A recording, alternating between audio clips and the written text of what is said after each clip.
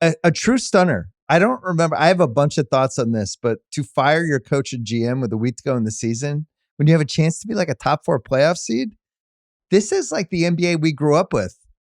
The NBA is like going nuts again. Well, I mean, it is and it isn't. Like there is no precedent for teams firing their like we have it now in 10 days, 2 playoff teams with legit aspirations for getting to the Western Conference Finals firing their head coach. Right. And Denver, Memphis being the other one. Yeah, Denver went a whole step further. They're like, we don't like the internal turmoil of this identity crisis fight that we've been having for what feels like to me 18 months now, at least, between Calvin Booth and his instinct to try and build a team with young guys, and Mike Malone, who has in front of him most of the pieces of guys that won an NBA championship a couple years ago, right? And this tension has been affecting this team for 2 years now. Well, but think back to the 80s, though. I remember, didn't Larry Brown, like he was coaching the Nets and he just left for Kansas City for Kansas University with like 2 weeks to go in the season. They fired him. But it was the kind of thing that would happen all the time with the league we loved. And the league, even though it still has your Sacramentos and these, but now I feel like, here's my theory. I'm going to throw this theory at you. I'm listening. The league is so deep now and there's so much talent. It ties into something we talked about when we did the over-under pods with Russillo. It's like, shit, there's going to be some unhappy teams. Teams that thought they were going to be really good. Teams that have max guys. Teams that have this model that used to work of, we have 3 stars. We have 2 really good stars. And they're going to be like 2 games under 500 in February, wondering what the hell happened. And I'm looking at the West because the West is a way deeper conference than the East. The East is more like a traditional, you have the really good teams, you have some good playoff teams, some mediocre teams, and then crappy teams, right? That's the model we're used to. The West, like everybody's talented and everybody thought they were going to be in the mix. So look at all the teams that were unhappy just this season. Dallas traded their best player, one of the 5 best guys in the league. They just said, fuck it. We don't like where this is going. They trade him. The Lakers were unhappy too. They were trying to do all kinds of stuff midseason. They make a trade. Memphis fires their coach. Denver just fired their coach and GM. Sacramento fired their coach, traded their best player. Phoenix tried to trade everybody on their team but Devin Booker for 4 months. They fired their coach last year. They're probably firing him again. That's 6 teams in the West House. Well, you left out Golden State. And Golden State. Who knew that they needed another piece and went and paid, a high did price. Jimmy Butler. But but at least that's not like. Okay. All right, that's not a Hail Mary. This Denver thing is a Hail Mary. It's a what the hell is going on to me. But this is, we're going to the playoffs and we're going to get smoked and everybody wants to play us. And we're in a situation where in Saturday, Sunday, teams might be tanking to try to get a matchup against us. That's the level Denver was at with the way they were playing lately. That's true. So what does firing the coach and GM have to do with the performance on the floor? It's a good question. I'm going to try to answer it. Good. I think they thought their season was shot. I think they decided. I think they're right. This coach GM situation, they were going to get rid of both of them. Josh Kroenke basically said that in the press conference. Yes. Like, we're going to do something after the season. Why not now? Why not see if we can save it? This is a Hail Mary. Well, again, let's do it precedent-wise. Point to a team that's done this with a week to go. Yeah. In the last 30 years. Point to a team that's had Jokic as their best player during like this half decade he's having. That's one of the great half decades anyone's had offensively in the history of the league. So they have 1 title to show for it. I don't begrudge the instinct of wanting to do something to change the trajectory, but the problem is it's the players. They're not good enough. They don't have a team that's good enough to compete, to your observation earlier. They have their top 5's good enough. They don't play defense. They haven't played defense in 2 months. That's why they have a losing record over their last 25, 30 games. It's why they have they're 5-9 over their last 14 games. Their last 3 games of the season. 5-9 over the last 14? Yeah. Yes. I saw they're 12-13 last 25. Yeah. They don't play defense. 19th net rating, 22nd defensive rating in their Bottom last 8. 25 games. And we like looking at the net rating stuff. It's a nice little snapshot. Yeah. sometimes you can overreact to it one way or the other. Sometimes you have teams that are in the vicinity of where their playoff spot's going to be. Maybe they cool the Jets a little bit. Other times, it's a real sign either something's going really wrong or really right. Like with the Clippers with Kawhi back, all their net rating stuff is really good here for 2 solid months now. And it's like, let's take this team seriously. Detroit, who I think is going to be a 6 seed, I'm not taking them 100% seriously, but the math is the math, and the math says they're a pretty good team. Denver, the math said this team can't guard anybody. The on-off stats with Jokic, which I mentioned Sunday with Russillo, and are the case if you're going to talk MVP for him, which I think today probably hurt that cause a little bit. But the on-off for him, where they were the best offense in NBA history when he's on the court, and they're 30th in the NBA when he's off the court. That's all you need to know. And there's never been a disparity like that in the history of basketball. That tells you all that you need to know about the team building effort.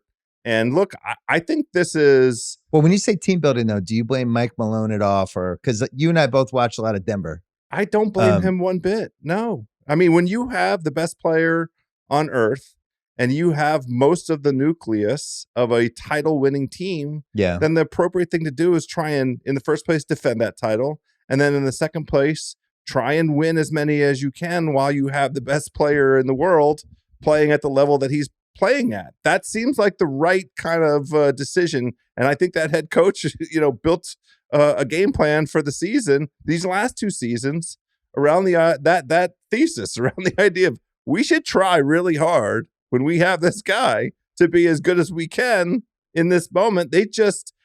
I do think that this new collective bargaining agreement is a real culprit, the apron stuff. Yeah, because they were like $5 million under the second apron, but next year they're going to get killed by the apron. And I think they seem really scared of it. And, there's some real money stuff with this team that has to be mentioned. I think around the league, if you talk to people who know shit or who have a vested interest in it, they're like, thank God Denver's not spending more money.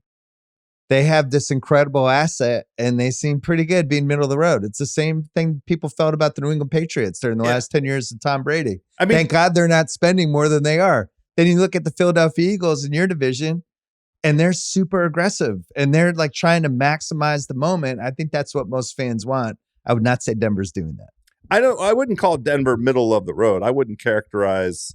I'd say middle of the road. They have the best player in the league, and they're not even a second apron team. Well, they're going to be middle of the road this season. They were not middle. They went for it last season, and I think they paid the price. I think that they flamed out the way they did because they saw the 1 seed as a viable possibility. They played balls to the wall at the end of the regular season, and it took a toll on them because Minnesota ran them out the gym. I have a couple other theories in this. The play-in, I think, puts a crazy amount of pressure on these teams.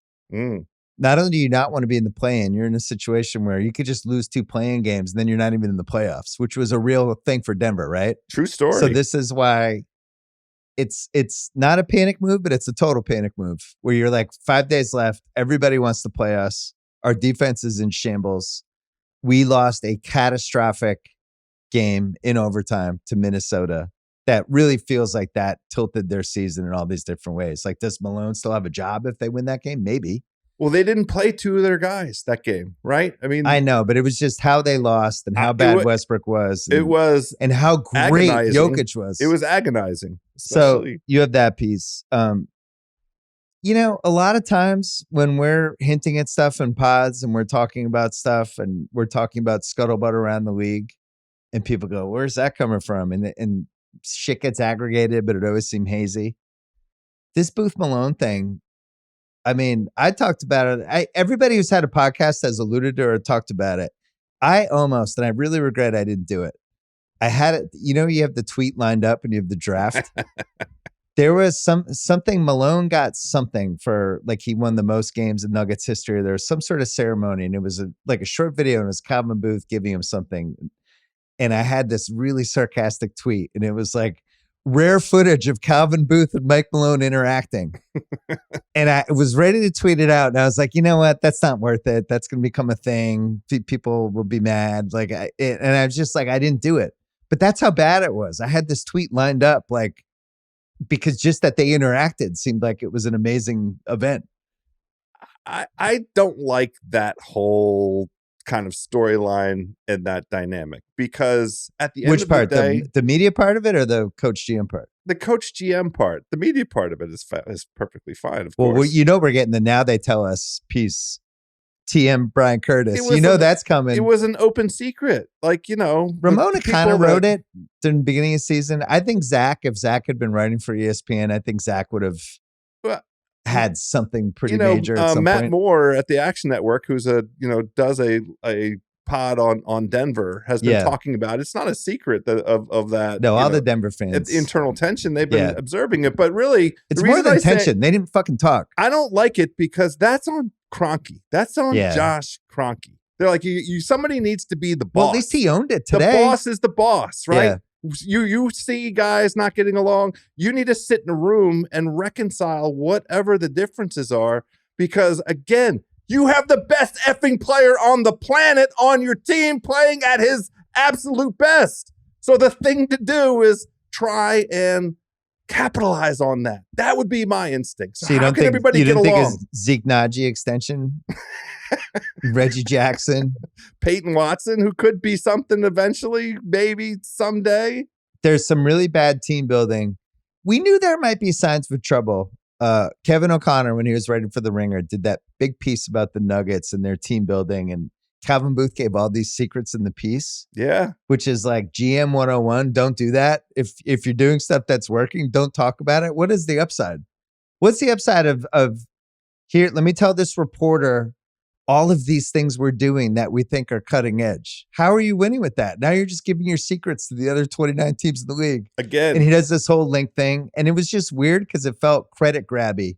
And anytime something's credit grabby, you know, like, well, why is this guy doing it? Obviously, he had a thing with Malone, and it was already there jacking. Where's the from boss? That moment on? When that story came out on The Ringer, which is what, 18 months ago, 16 months ago? Well, remember he tried to disown it after? He was like, I don't know. I thought I was off the record. And oh, right. He's ludicrous. And it was fucking bullshit because KFC did a good job with that story. Anyway, so this thing was a problem all year. I think it affected the team, and then they finally acted. I'm going to throw this at you. The great NBA asset wastes.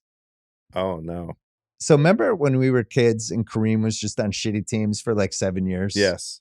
He was on the Bucks forever. They had nobody. Like basically Bobby Dandridge, and that was it. Oscar was washed up. And he was still great. And then finally he's like, I'm going to LA. Goes to the Lakers, but they trade a lot to get him. Then the Kermit Washington fight happens. And it felt like there's 7 years there where it's like, Jesus, is Kareem? He's the best player in the league. Is he going to be on a really good team? And then Magic shows up, and the rest is history. But there's been some good ones over the years. Like even LeBron in the mid 2000s on those Cleveland teams. I was like, oh man, they're traded for Ben Wallace now. They're paying that much for Antoine Jameson. Kobe mid 2000s, partly his fault because he pushed Shaq out. T-Mac for basically the entire 2000s. Oh, that makes me sad. That was a good one. Moses when we were kids on the Rockets. T-Mac could have, but Yao broke down on him. Yeah, Yao broke down. But T-Mac for all that Orlando run when Grant Hill was hurt. It makes me sad. Yeah. And I don't think this Jokic thing is as bad because Gordon's obviously really good. Christian Brown's been good. Yeah. Murray, when he's healthy, is good. Christian Brown turned out to be good. Porter's a good 3-point shooter. It's not that bad, but at the same time, it does hurt. Their entire fate is tied to Jamal Murray's health. And we said this at the outset of the season. I'm not sure if I'm the only one, but I went under on them getting to 51 wins this season because you went over on the Sixers. No, I'm just saying we're talking about the Denver Nuggets. I didn't want you to applaud yourself because you did go. No. And by the way, I went under on the Clippers and under on the Lakers. Why are we going through this? Nobody cares. The observation I'm making is that the concern at the outset of the season for me was Jamal Murray. Do you trust that he's going to be able to play at the level that this team requires through the balance of a season for them to get into like the mid 50s and wins? And I didn't trust it. And any time that he has been excellent, Jamal Murray, for a good stretch. And they won 8 games going into the All-Star break. Like, welcome to the season, Jamal Murray. Yeah, in like but December. it was like, okay, so Denver's legit. So we love Denver at this level playing at that, and then Gordon went out with some injuries, and Michael Porter Jr. has been doing Michael Porter Jr. stuff, and we have too much time and too many high leverage moments where the basketball finds its way into Russell Westbrook's hands. Well, he just shouldn't play in crunch time. That's I true. almost don't blame Russell Westbrook. I don't either. I don't blame him. When my son leaves the pantry open and the dog, my beloved dog Murph is just like, cool, I'm gonna eat all the potato chips. Is that Murph's fault or is that Ben's fault? That's right. That's right. Russ, sometimes in crunch time, he's just gonna eat all the potato chips. And it's like, you left the pantry open. He has to be on the floor doing that, though, because they are trying to do this rotating rest thing. I get it. With their guys. I get it too. They're just not good enough. Here's Russ's value. We're giving everyone the night off. Russ, can you do everything and try to keep us close for this game against Charlotte, who's tanking anyway? Sure. Can we bring in Conspiracy Bill for a second? Oh, I'm here. I'm listening. He turned his hat backwards. It's like an over the top Sly Stallone. Conspiracy Bill. I wonder if Jamal Murray is healthy. Oh, okay. And if they feel like team's going the wrong way in the playoffs, and Jamal Murray is not 100% healthy, and they lose, and then that becomes the excuse for why they fell apart down the stretch, and then it becomes harder to clean house and fire everybody. And now you just do it now, so there's no excuse.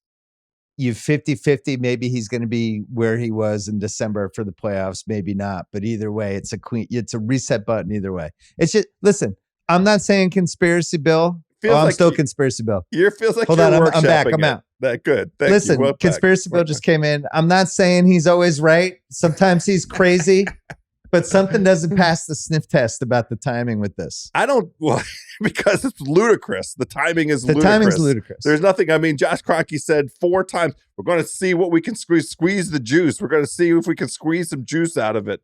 There ain't no juice, buddy. Your team ain't good enough. He needs to squeeze the PED juice out of it. He should be squeezing. PED's all the way around. He needs to be squeezing the leadership juice. He should have squeezed, before the season started and sat down.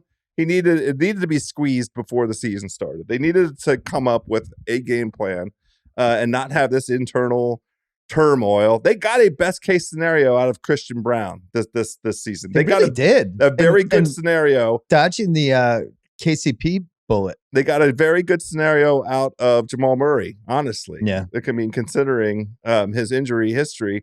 They have 3 max contract guys. They can't keep all 3. They can't keep Aaron Gordon and Michael Porter Jr. and Jamal Murray and stay, where they want to be. Porter Jr. Wizards? Flag, no, Porter? No. Flag, Sar, Porter? No. The new big 3? No. I still wonder why didn't we hear more about them and with Miami? Why was Miami not interested? I don't think Miami wanted any part of Michael Porter Jr. It must be right. Would you have traded for Michael Porter Jr.? Would you want to pay him $40 million? He's redundant for that team anyway. He doesn't help them.